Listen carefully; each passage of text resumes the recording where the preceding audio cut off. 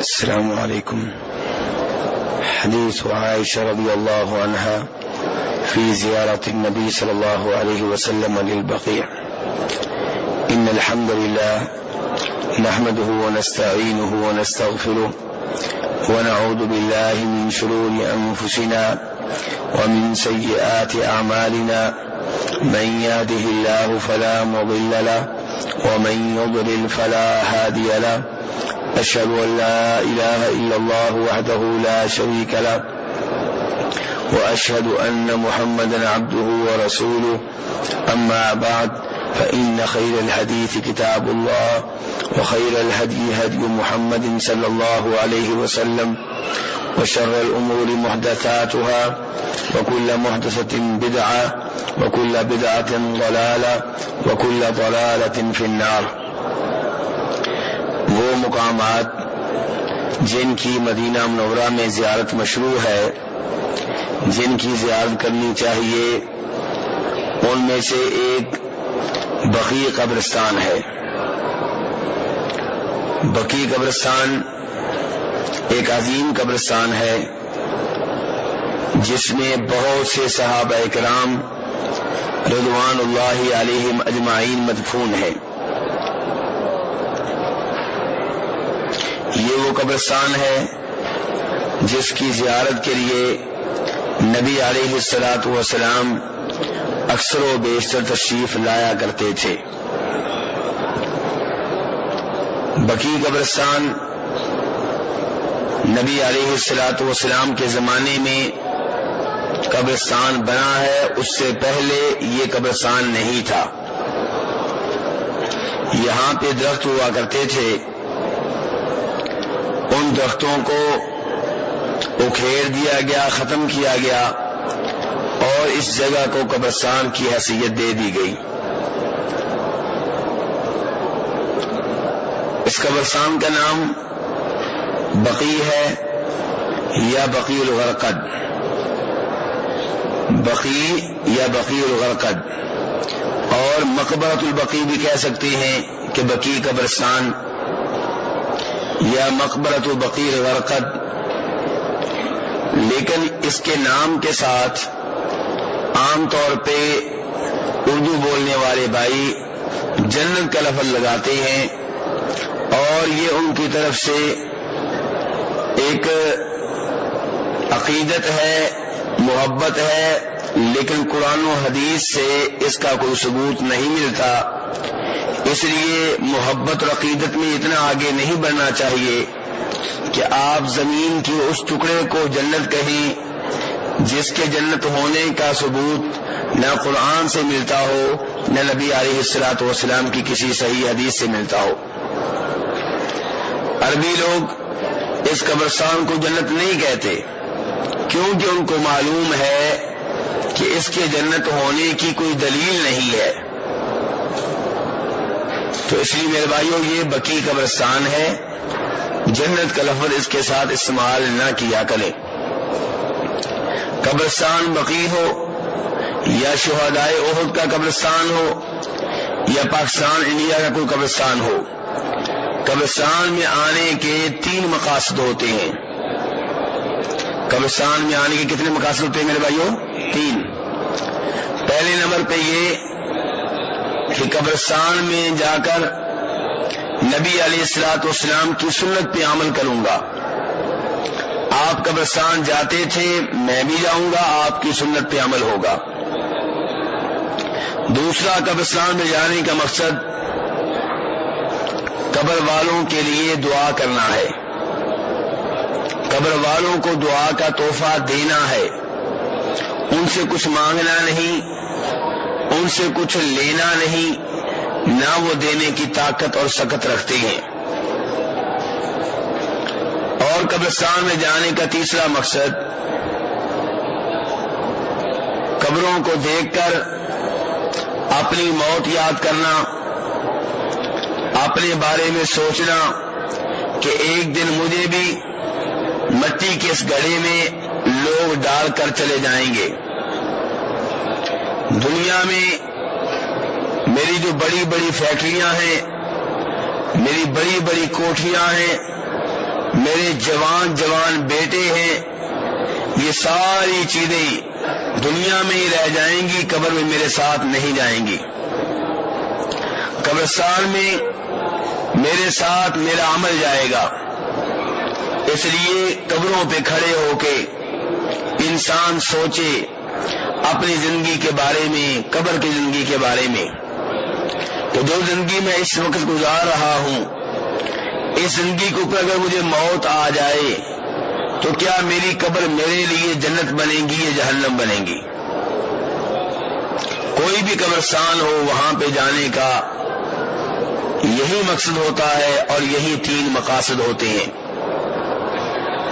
میرے بھائیوں، امام مسلم رحمہ اللہ اپنی حدیث کی مشہور و معروف کتاب میں جناب عائشہ رضی اللہ تعالی عنہا سے ایک حدیث روایت کرتے ہیں، جس روایت میں نبی علیہ الصلوۃ والسلام کے بقیع قبرستان کی زیارت کا ذکر ہے۔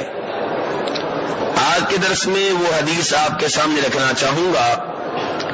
اس حدیث میں قبروں کی زیارت کے آداب بھی بتائے گئے ہیں، اور اس حدیث سے ہمارے عقائد کے دیگر بہت سے مسائل کی اصلاح بھی ہوتی ہے۔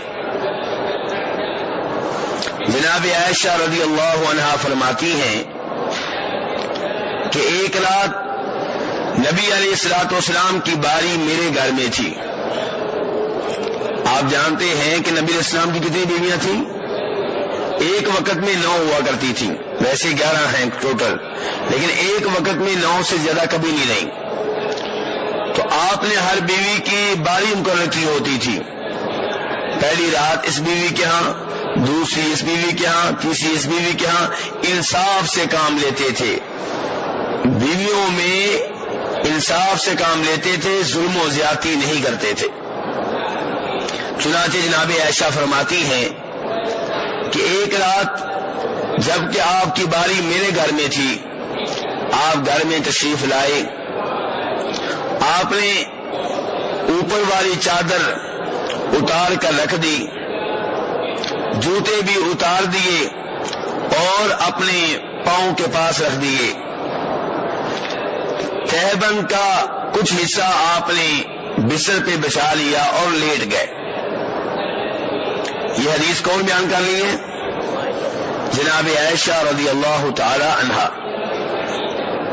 جناب عائشہ کہتی ہیں کہ نبی علیہ الصلوۃ والسلام لیٹ گئے تو میں بھی لیٹ گئی۔ کہتی ہیں کہ نبی علیہ الصلوۃ والسلام نے اتنا انتظار کیا کہ آپ نے جب یہ سمجھا کہ میں سو گئی ہوں تو آپ اٹھ پڑے۔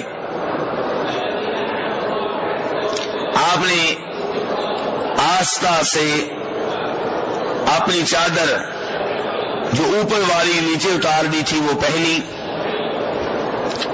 آہستہ آہستہ اپنے جوتا پہنا، اپنی تہبند ٹھیک کی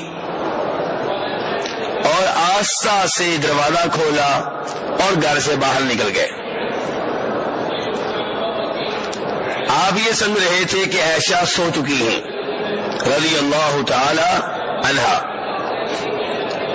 جناب عائشہ کہتی ہیں جب آپ باہر نکل گئے تو میں بھی اٹھ کھڑی ہوئی،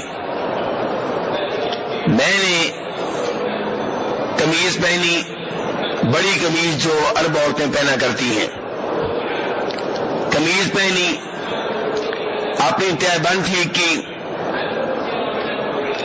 اپنے سر کے اوپر دوپٹہ لیا اور میں بھی باہر نکل گئی۔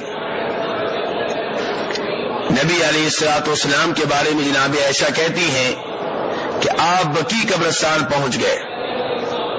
گھر کہاں ہے؟ یہاں پہ، اور بقیع قبرستان وہاں پہ۔ سارا منظر اس وقت آپ کے سامنے ہوگا، ایسے ہی ہے نا؟ جی ہاں۔ جناب عائشہ فرماتی ہیں کہ نبی علیہ الصلوۃ والسلام کافی دیر بقیع میں کھڑے رہے۔ کیوں کھڑے رہے ہوں گے میرے بھائیوں؟ قبروں کو دیکھ کر قبر کی زندگی یاد کرنا۔ کافی دیر کھڑے رہے. جناب عائشہ کے الفاظ اتنے ہیں کہ کافی دیر آپ کھڑے رہے. اس کے بعد آپ نے ہاتھ اٹھائے, 3 دفعہ آپ نے ہاتھ اٹھائے اور اہل بقی کے لیے آپ نے 3 بار دعا کی. یہاں سے یہ معلوم ہوا, یہ مسئلہ معلوم ہوا کہ قبر والوں کے لیے ہاتھ اٹھا کر دعا کی جا سکتی ہے. اب آپ کہیں گے یہاں پہ ہاتھ نہیں اٹھانے دیتے, ایسے ہی ہے. یہاں کئی دفعہ روکتے ہیں کہ ہاتھ نہ اٹھائیں. جی ہاں, اگر کوئی ایسی جگہ ہو جہاں پہ کئی لوگ قبر والے سے مانگتے ہوں, قبر والے کو پکارتے ہوں, قبر والے کو مختار کل سمتے ہوں اور اس لیے ہاتھ اٹھاتے ہوں, تو وہاں پہ آپ بھی ہاتھ نہ اٹھائیں چاہے آپ نے اللہ سے مانگنا ہو.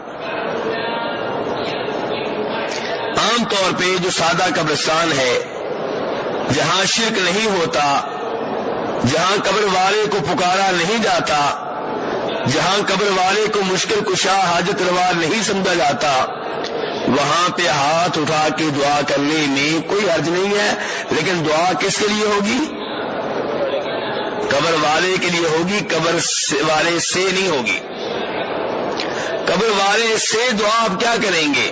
اللہ نے بتا دیا کہ وَهُمْ عَنْ دُعَائِهِمْ غَافِلُونَ, کہ جن کو بھی اللہ کے سوا پکارتے ہو تمہاری پکار سے غافل ہیں, بے خبر ہیں, انہیں معلوم ہی نہیں ہے. کہیں پہ فرمایا ان تدعوہم لا يسمعوا دعاءکم, انہیں اگر تم پکارو تمہاری پکار کو نہیں سنتے. کہیں پہ اللہ کہتے ہیں وما انت بمسمع من فی القبور, کہ جو بھی قبروں میں چلے گئے تمہاری آواز کو نہیں سنتے. تو نبی علیہ الصلوۃ والسلام بقی قبرستان میں آئے ہیں, 3 دفعہ ہاتھ اٹھا کے بقی والوں کے لیے آپ نے دعا کی. جناب عائشہ کہتی ہیں پھر آپ واپس مڑے. جناب عائشہ کہتی ہیں جب آپ واپس مڑے تو میں بھی واپس مڑی. آپ نے رفتار تیز کی, میں نے بھی رفتار تیز کر دی. آپ اور تیز ہوئے, میں اور تیز ہو گئی. آپ دوڑنے لگے, میں بھی دوڑنے لگی, حتیٰ کہ میں نبی علیہ الصلوۃ والسلام سے پہلے گھر میں پہنچ گئی. نبی علیہ الصلوۃ والسلام جب گھر میں پہنچے تو دیکھا کہ جناب عائشہ کی سانس پھولی ہوئی ہے. کہا پیار سے یا عائشو حشیا رابیہ, عائشہ تمہیں کیا ہوا ہے, سانس کیوں پھولی ہوئی ہے, کیوں ہانپ رہی ہو؟ جناب عائشہ رضی اللہ عنہا نے معاملے کو دبانے کی کوشش کی, معاملے کو چھپانے کی کوشش کی. نبی علیہ الصلوۃ والسلام نے آگے سے کیا کہا؟ مسلم شریف کی حدیث ہے, کہا لتخبرینی او لیخبرنی اللطیف الخبیر. عائشہ مجھے معاملہ بتا دو, کوئی مسئلہ ہے وہ مسئلہ بتا دو, اگر تم نہیں بتاؤ گی تو میرا وہ رب بتائے گا جس کے علم سے کوئی بھی چیز باہر نہیں ہے, جو ہر چیز کو جانتا ہے. عقیدے کی اصلاح کیجیے میرے بھائیوں. نبی علیہ الصلوۃ والسلام نے یہ نہیں کہا کہ عائشہ مجھے پہلے سے معلوم ہے, میں تو غیب کا علم جانتا ہوں. نہیں, آپ کہہ رہے ہیں اگر بتا دو گی تو ٹھیک ہے, ورنہ رب بتا دے گا, بتائے گا. یہ نہیں کہا مجھے معلوم ہے پہلے سے, یہ کہا کہ ورنہ میرا رب مجھے بتا دے گا. جب جناب عائشہ رضی اللہ عنہا نے آپ کے یہ الفاظ سنے تو انہوں نے کہا بی ابی انت و امی, میرے ماں باپ آپ پہ قربان ہوں. اور پھر نبی علیہ الصلوۃ والسلام کو پوری بات بتا دی.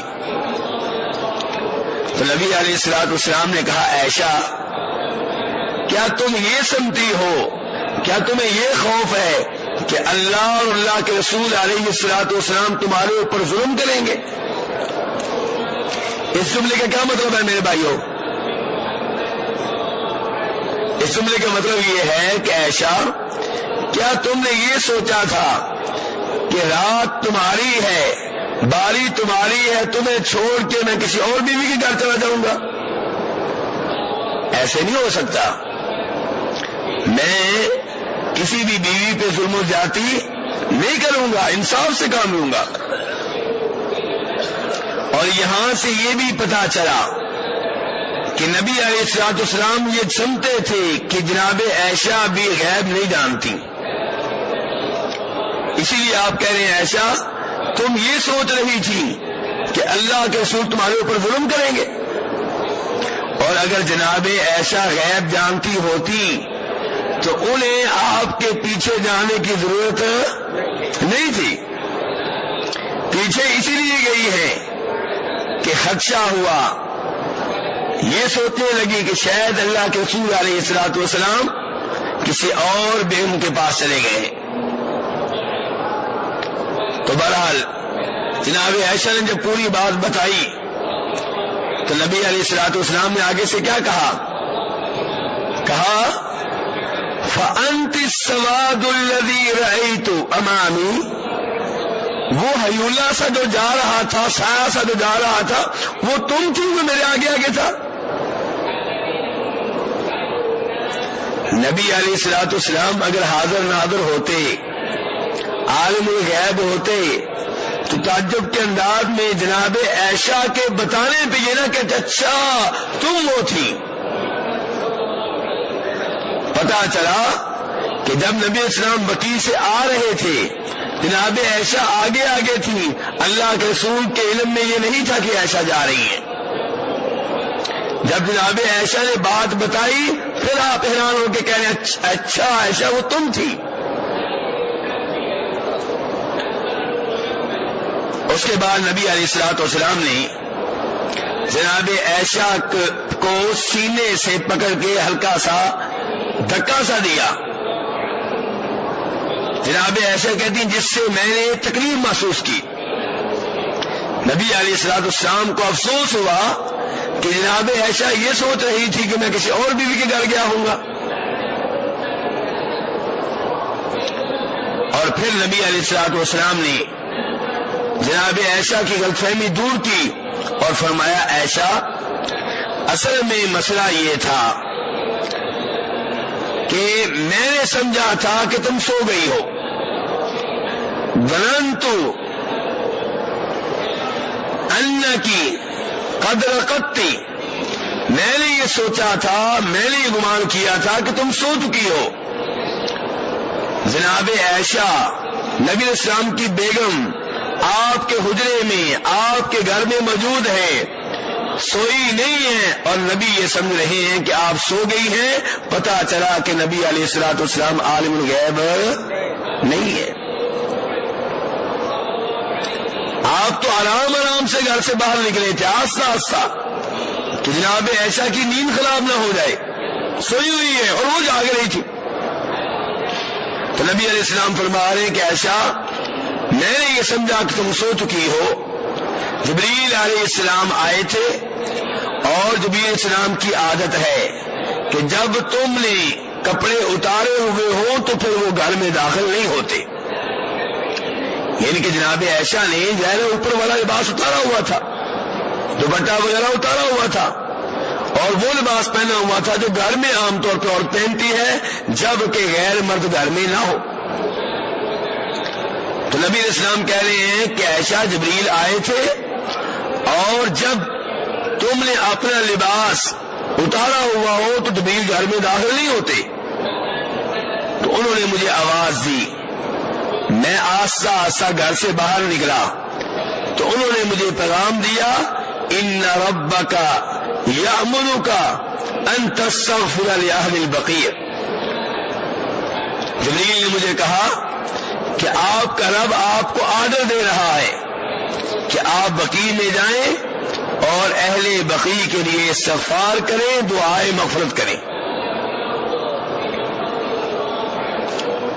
نبی علیہ السلام فرماتے ہیں اس لیے میں اپنے رب کے آرڈر پہ گھر سے باہر نکلا اور وہاں گیا، وہاں پہ میں نے ان کے لیے دعا کی۔ اس موقع پہ جناب عائشہ رضی اللہ عنہا نے سوال کیا کہ اللہ کے رسول علیہ الصلوۃ والسلام کیف اقول لہم، کہ جب اہل بقیع کے لیے دعا کرنی ہو، جب قبرستان والوں کے لیے دعا کرنی ہو تو کن الفاظ میں کروں، کون سے الفاظ میں کہوں، قبرستان میں جاؤں تو کیا کہوں؟ میرے بھائیو یہ حدیث کا حصہ توجہ سے، جناب عائشہ پوچھ رہی ہے قبرستان میں کیا کرنا ہے، کون سی دعائیں پڑھنی ہیں، کون سے کلمات کہنے ہیں، کیف اقول لہم۔ تو آپ نے یہ نہیں کہا کہ وہاں پہ جا کر تم نے سورہ فاتحہ پڑھنی ہے، سورہ بقرہ پڑھ کے بخشنی ہے، چاروں کل پڑھنے ہیں، نہیں، آپ کہتے ہیں کہ قولی، تم یہ کہنا السلام علی اہل الدیار من المؤمنین والمسلمین ویرحم اللہ المستقدمین منا والمستأخرین وإنا ان شاء اللہ بکم لاحقون۔ آپ نے کہا تم نے وہاں پہ جا کے یہ دعا پڑھنی ہے کہ ان گھروں میں رہنے والے مسلمانوں اور مومنوں کے اوپر سلامتی نازل ہو۔ سلامتی کون نازل کرے گا؟ اللہ۔ ان کے لیے سلامتی کی دعا کی ہے کہ وہ سلامت رہیں، محفوظ رہیں، اللہ انہیں سلامت رکھے۔ کس سے؟ قبر کے عذاب سے، قبر کے سانپوں سے، قبر کے بچھو سے، قبر کی تنگی سے، قبر کی گرمی سے، قبر کی ہر تکلیف سے اللہ انہیں محفوظ رکھے، سلامت رکھے۔ ان قبروں میں رہنے والے مسلمانوں اور مومنوں پہ سلامتی نازل ہو، اللہ رحم کرے ان کے اوپر جو قبرستان میں پہلے آ چکے ہیں اور ان کے اوپر بھی جو بعد میں آئیں گے۔ اگر اللہ نے چاہا تو ہم بھی تمہارے پیچھے پیچھے آ رہے ہیں۔ میرے بھائیو یہ ہے قبرستان کی دعا، جو چند مختلف الفاظ کے ساتھ بھی آتی ہے۔ کہیں یہ بھی آتا ہے السلام علیکم اہل الدیار، یہاں پہ آیا السلام علی اہل الدیار، تو تھوڑے سے مختلف الفاظ کے ساتھ یہ دعا کئی ایک احادیث میں آئی ہے۔ کہیں بھی کسی بھی صحیح حدیث میں نبی علیہ الصلوۃ والسلام نے یہ نہیں کہا قبرستان میں جا کے سورہ یاسین پڑھو، قبرستان میں جا کے سورہ بقرہ پڑھو، سورہ بقرہ کی ابتدائی آیتیں پڑھو، سورہ بقرہ کی آخری آیتیں پڑھو، چاروں کل پڑھو۔ نہیں، قبرستان تلاوت کی جگہ نہیں ہے۔ قبرستان میں جا کے قبر والوں کے لیے دعا کرنی چاہیے، اور قبرستان میں داخل ہو کے پہلے مجموعی طور پہ یہ دعا پڑھ دیں جو نبی علیہ الصلوۃ والسلام نے جناب عائشہ کو بتائی ہے۔ بلکہ ایک اور صحابی نے بھی جب آپ سے سوال کیا تھا کہ قبرستان میں جا کے میں کیا کہوں، اس کو بھی جواب میں آپ نے ایسی ہی دعا بتائی تھی۔ تو میرے بھائیو، آج کی اس حدیث سے یہ معلوم ہوا کہ قبر والوں کی، قبروں کی، قبرستان کی زیارت کرتے رہنا چاہیے، اور نبی علیہ الصلوۃ والسلام اکثر و بیشتر قبرستان کی زیارت کے لیے جایا کرتے تھے۔ قبرستان میں جانے کا مقصد قبر والوں کے لیے استغفار کرنا ہے، ان کے لیے اللہ سے معافی مانگنی ہے، ان کے لیے دعا کرنی ہے، قبر والوں سے مانگنا، قبر والوں کو مشکل کشا سمجھنا، حاجت روا سمجھنا، میرے بھائی یہ توحید کے منافی عقیدہ ہے، قرآن و حدیث کے منافی عقیدہ ہے۔ قبرستان میں جا کر دعا کرتے ہوئے ہاتھ اٹھانے میں کوئی حرج نہیں ہے، اگر عام قبرستان ہو جہاں پہ شرک نہ ہوتا ہو، لیکن وہ قبرستان، وہ قبریں جو سنگ مرمر کی بنی ہوئی ہوں، جہاں پہ چادریں چڑھتی ہوں، جہاں قبر کی ٹہلوں کو عرق گلاب سے دھویا جاتا ہو، جہاں پہ پھول چڑھائے جاتے ہوں، یہ قبریں نبی علیہ الصلوۃ والسلام کے طریقے کے مطابق نہیں ہیں، ان کی زیارت کے لیے نہیں جانا چاہیے، کیونکہ ایسی قبروں کو دیکھ کر موت یاد نہیں آئے گی، بلکہ ایسی قبریں دیکھ کر انسان یہ سوچتا ہے کہ کتنے عجیب لوگ ہیں کہ غریبوں کو، مسکینوں کو چادر پہنانے کے لیے تیار نہیں ہیں، وہ غریب جو سردی میں مر رہے ہیں، بھوک سے مر رہے ہیں، انہیں کوئی بھی پوچھنے کے لیے تیار نہیں ہے، اور یہاں پہ قبر کی ٹہلوں کو چادریں چڑھائی جا رہی ہیں، عرق گلاب سے دھویا جا رہا ہے، پھول چڑھائے جا رہے ہیں، حالانکہ ان چیزوں کا میت کو کوئی فائدہ نہیں ہے۔ میت کے اگر اعمال اچھے ہیں، نیک ہے، تو وہ نیچے جنت میں ہے، اوپر چادریں چڑھائی جائیں یا نہ چڑھائی جائیں، عرق گلاب سے دھویا جائے یا نہ دھویا جائے۔ بخاری شریف کی روایت ہے کہ جناب عبد الرحمن ابن عوف رضی اللہ عنہ جب فوت ہوئے تو ان کی قبر پہ خیمہ گاڑ دیا گیا۔ یہ منظر جب ایک اور صحابی جناب عبداللہ بن عمر رضی اللہ عنہ نے دیکھا تو لوگوں سے کہا یہ خیمہ اکھاڑ دو، عبد الرحمن بن عوف کے سائے کے بارے میں تمہیں پریشان ہونے کی ضرورت نہیں ہے، انہیں سایہ دے گا ان کا عمل۔ تو میرے بھائی، اگر میت اچھی ہے تو وہ نیچے جنت میں ہے، اور اگر اعمال برے ہیں، شرک کرنے والا تھا، بدعتیں کرنے والا تھا، فاسق و فاجر تھا، لوگوں کو یہ باور کراتا تھا کہ میں بیٹا دے سکتا ہوں، میں رزق دے سکتا ہوں، میں مشکل کشا ہوں، میں حاجت روا ہوں، ایسے عقائد کا مالک تھا، تو پھر وہ جہنم کی آگ میں جل رہا ہے، چاہے اوپر سے آپ محل بنا ڈالیں، سنگ مرمر کی ٹیلیں لگا لیں، صبح و شام چادریں چڑھا لیں، عرق گلاب سے صبح و شام دھوئیں، اس کو نہ آپ کی ٹیلوں کا فائدہ ہے، نہ آپ کی چادروں کا فائدہ ہے، نہ آپ کے عرق گلاب کا فائدہ ہے، نہ آپ کے پھولوں کا فائدہ ہے، وہ نیچے جہنم کی آگ میں جل رہا ہے۔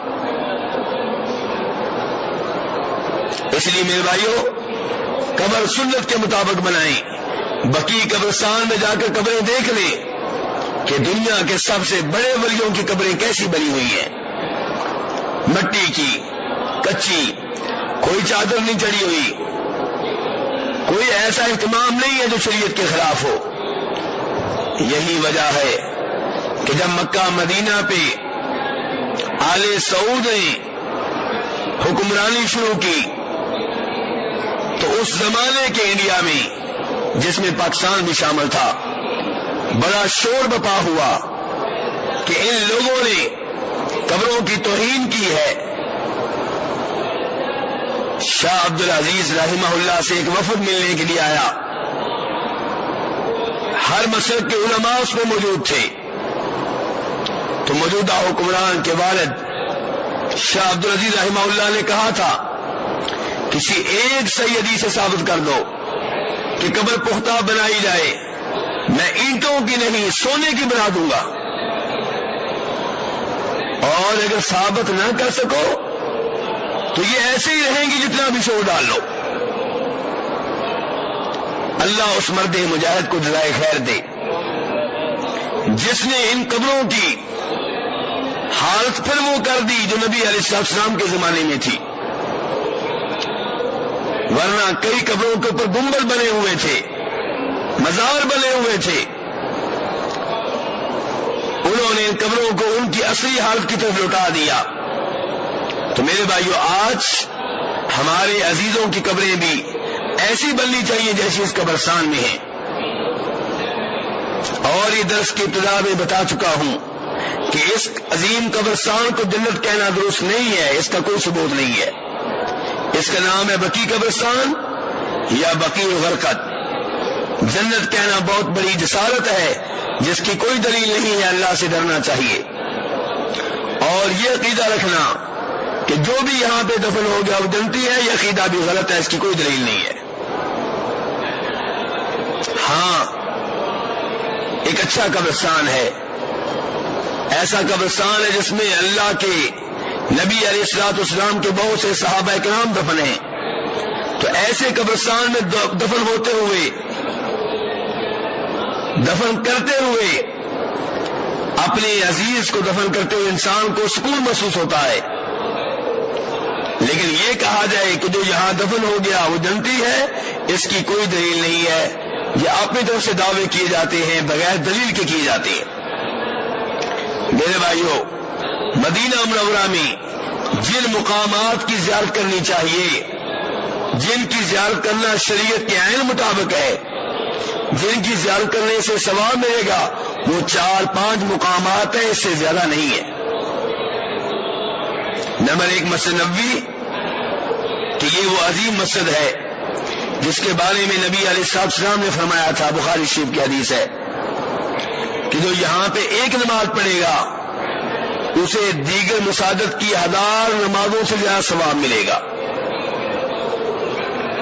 دوسرا وہ مقام جس کی مدینہ میں زیارت کرنی چاہیے مسجد قباء ہے، ابن ماجہ کی صحیح حدیث ہے، نبی علیہ الصلوۃ والسلام نے فرمایا جو اپنے گھر میں وضو کرے پھر مسجد قباء میں آ کے نماز پڑھے، کوئی بھی نماز ہو، اسے عمرے کی طرح کا ثواب ملے گا۔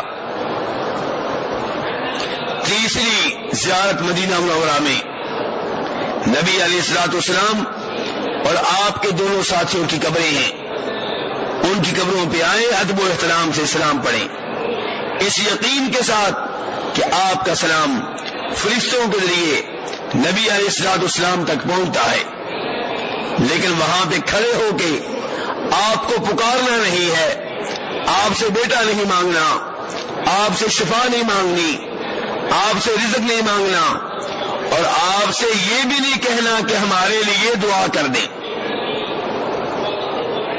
کافی سارے لوگ ایسے ہیں جو یہ سمجھتے ہیں کہ ہم توحید کے اوپر ہیں، وہ نبی علیہ الصلوۃ والسلام کو آپ کی قبر پہ آ کے بیٹے کے لیے تو نہیں پکارتے، لیکن یہ کہتے ہیں کہ آپ اللہ سے بیٹا لے کر دیں، آپ میرے لیے دعا کریں، آپ امت کو بچائیں، اللہ سے بات کریں، اللہ کے ہاں سفارش کریں، اللہ سے دعا کریں، اور یہ بھی غلط ہے، اس کی کوئی دلیل نہیں ہے۔ آپ کی قبر پہ آ کے آپ پہ ادب و احترام سے درود و سلام پڑھیں، لیکن آپ کو پکارنا چاہے دعا کے لیے ہو غلط ہے۔ اور اس کی واضح دلیل بخاری شریف کی وہ حدیث ہے جسے جناب عائشہ رضی اللہ تعالی عنہا روایت کرتی ہیں۔ کون روایت کرتی ہیں میرے بھائیوں؟ جناب عائشہ فرماتی ہیں کہ ایک دفعہ نبی علیہ الصلوۃ والسلام گھر میں داخل ہوئے، میں نے کہا وارا سا، ہائے میرا سر۔ نبی علیہ الصلوۃ والسلام نے کہا عائشہ ذاک لو کان وانا حی فاستغفر لک وادعو لک، عائشہ اگر تمہیں کچھ ہو گیا، یعنی کہ اگر تم فوت ہو گئی، وانا حی اور میں ہوا زندہ، آپ کیا کہہ رہے ہیں؟ لفظ کیا جی آپ کا اور میں ہوا؟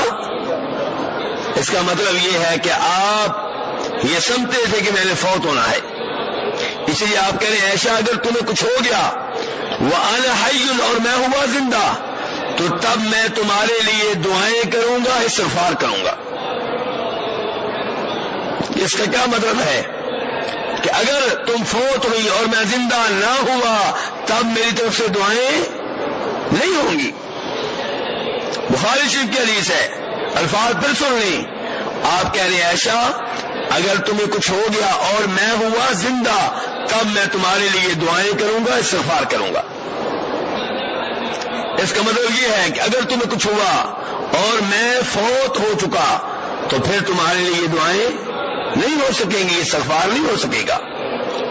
تو نبی علیہ السلام فوت ہو چکے ہیں، ہمارے کئی بھائی جو یہ سمجھتے ہیں کہ ہم توحید کے اوپر ہیں، افسوس سے کہتا ہوں کہ آپ کی قبر پہ آ کے آپ سے درخواست کرتے ہیں کہ اے نبی علیہ الصلوۃ والسلام روز قیامت ہماری شفاعت کیجیے گا۔ میرے بھائی آپ کی شفاعت برحق ہے، روز قیامت آپ شفاعت کریں گے، لیکن شفاعت کے مالک آپ نہیں ہیں، شفاعت کا مالک میرا اللہ ہے۔ جن کے بارے میں اللہ چاہے گا ان کے بارے میں آپ شفاعت کر سکیں گے۔ شفاعت میں مرضی میرے رب کی چلنی ہے، اس لیے شفاعت کے سلسلے میں رابطہ کس سے کرنا ہے؟ اللہ سے۔ نبی علیہ الصلوۃ والسلام کی شفاعت کے سلسلے میں مرضی نہیں چلے گی، پھر آپ سے رابطہ کیوں کریں؟ اور آپ فوت بھی ہو چکے ہیں، تو رابطہ اس اللہ سے کرنا ہے جو زندہ ہے، زندہ رہے گا، جو موت و حیات کا مالک ہے، جو شفاعت کا مالک ہے۔ اسی لیے 24ویں سپارے میں اللہ فرماتے ہیں قل للہ الشفاعۃ جمیعا، اے نبی علیہ الصلوۃ والسلام آپ لوگوں کو بتا دیں کہ ساری کی ساری شفاعت کا مالک اللہ ہے۔ ہر طرح کی شفاعت کا مالک کون ہے؟ اللہ۔ تو میرے بھائیوں، جن کے بارے میں اللہ چاہے گا ان کے بارے میں اللہ کے نبی شفاعت کر سکیں گے، جن کے بارے میں اللہ نہیں چاہے گا ان کے بارے میں شفاعت نہیں ہوگی، اگر کوئی کرے گا تو قبول نہیں ہوگی۔ بخاری شریف کی حدیث ہے کہ جناب ابراہیم علیہ الصلوۃ والسلام روز قیامت دیکھیں گے کہ ان کے والد کو جہنم کی آگ کی طرف لے جایا جا رہا ہے۔ کس کے والد کو؟ ابراہیم علیہ السلام نبی کے والد کو۔ کہیں گے یا اللہ تو نے وعدہ کیا تھا کہ ابراہیم تجھے روز قیامت رسوا نہیں ہونے دوں گا، یا اللہ اس سے بڑی کیا رسوائی ہے کہ میری آنکھوں کے سامنے میرے باپ کو جہنم کی آگ میں پھینکا جا رہا ہے۔ اللہ تعالیٰ ابراہیم علیہ السلام پہ مہربانی فرماتے ہوئے کہیں گے ابراہیم نیچے دیکھو۔ ابراہیم نیچے دیکھیں گے، اسی دوران ان کے باپ کو بجو کی شکل کا بنا کر جہنم کی آگ میں پھینک دیا جائے گا۔ کیا ابراہیم علیہ السلام کی شفاعت قبول ہوئی؟ نبی علیہ الصلوۃ والسلام اپنے چچا ابو طالب کے لیے دعائیں کرتے رہے، شفاعت کرتے رہے، اللہ نے شفاعت قبول نہیں کی بلکہ شفاعت کرنے سے روک دیا۔ نوح علیہ الصلوۃ والسلام کا بیٹا جب ڈوب رہا تھا، 12واں سپارہ سورہ ہود، تو نوح علیہ السلام نے شفاعت کی، اللہ نے قبول نہیں کی بلکہ یہ بھی کہا کہ نوح اگر آئندہ ایسی شفاعت کی تو تمہارا شمار جہلوں میں سے کر دیں گے۔ نوح علیہ الصلوۃ والسلام نے رب کے سامنے کوئی شکوہ نہیں رکھا اس میں، بلکہ رب سے معافیاں مانگی کہ یا اللہ شفاعت کر بیٹھا، وہ کام کر بیٹھا جو مجھے نہیں کرنا چاہیے تھا، مجھے معاف کر دے۔ تو خلاصہ کلام یہ ہے میرے بھائیوں کہ قبرستان میں جا کے، کسی بھی قبر پہ جا کے قبر والے کے لیے دعا کرنی ہے، قبر والے سے کچھ نہیں مانگنا۔ نبی علیہ الصلوۃ والسلام کے لیے کیا دعا کریں گے؟ جی کئی لوگ کہتے ہیں آپ کو تو دعاؤں کی ضرورت ہی نہیں ہے۔ کیوں جی؟ پھر آپ کے لیے دعا کرنی ہے کہ نہیں کرنی؟ کیا کریں گے دعا؟ اللہم صلی علی محمد، یہ دعا نہیں تو اور کیا ہے؟ اے اللہ ہمارے نبی کی شان میں اضافہ فرما، اے اللہ ہمارے نبی پہ رحمتی نازل فرما۔ دعا کس سے ہو رہی ہے؟ کرنے والا کون ہے؟ امتی۔ کس کے لیے کر رہا ہے؟ اپنے نبی کے لیے کر رہا ہے۔ اللہم بارک علی محمد، اے اللہ ہمارے نبی پہ برکتیں نازل فرما، یہ بھی آپ کے لیے دعا ہے۔ السلام علیک ایھا النبی، اے نبی علیہ السلام آپ پہ سلامتی نازل ہو، کون نازل کرے گا؟ اللہ، یہ بھی آپ کے لیے دعا ہے۔ تو نبی علیہ الصلوۃ والسلام کی قبر پہ آ کر آپ کے لیے دعائیں کرنی ہیں، آپ سے کچھ نہیں مانگنا۔ اور جب آپ کی قبر پہ آ کے آپ سے کچھ نہیں مانگنا تو آپ سے زیادہ کوئی ایسا نہیں ہے کہ جس کی قبر پہ جا کے اسے پکارا جائے اور مانگا جائے۔ جناب ابو بکر، جناب عمر کے اوپر بھی ادب و احترام سے سلام پڑھیں، ان کے لیے بھی سلامتی کی دعا کریں رضی اللہ تعالی عنہما۔ کتنی زیارتیں ہو گئی؟ 3۔ چوتھے نمبر پہ بقی قبرستان کی زیارت جس کا آج تذکرہ کیا ہے، اور 5ویں نمبر پہ شہدائے احد کے قبرستان کی زیارت۔ کس کی زیارت؟ نبی علیہ الصلوۃ والسلام وہاں پہ گئے شہدائے احد کے قبرستان کی زیارت کے لیے گئے، وہاں جا کر بھی آپ نے ان کے لیے دعا کی، ہم بھی ان کے لیے دعا کریں گے، ان سے کچھ نہیں مانگیں گے۔ جناب حمزہ کے لیے دعا ہوگی، مصعب بن عمیر کے لیے دعا ہوگی، عبداللہ بن جاش کے لیے دعا ہوگی، دیگر 70 شہداء کے لیے دعا ہوگی، ان سے کچھ نہیں مانگا جائے گا۔ اللہ تبارک تعالیٰ سے دعا ہے کہ ہمیں مدینہ میں رہتے ہوئے ان تمام کاموں سے محفوظ رکھے جو شرک ہوتے ہیں یا بدعت ہوتے ہیں۔ اللہ تعالیٰ ہمیں یہاں پہ توحید کے مطابق رہنے کی توفیق